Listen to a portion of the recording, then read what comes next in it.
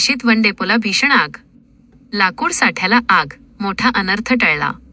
अग्निशमन दलाची धाव, आग आटोक्यात, लाखोंची हानी टळली, जीवितहानी नाही. मेडशी परिसरातून एक मोठी बातमी समोर येतेय. वन विभागाच्या डेपोला अचानक भीषण आग लागल्याने एकच खळबळ उडाली.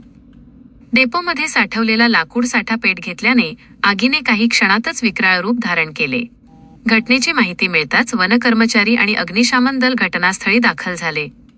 स्थानिक नागरिकांच्या मदतीने आगीवर नियंत्रण मिळवण्यासाठी शर्थीचे प्रयत्न करण्यात आले.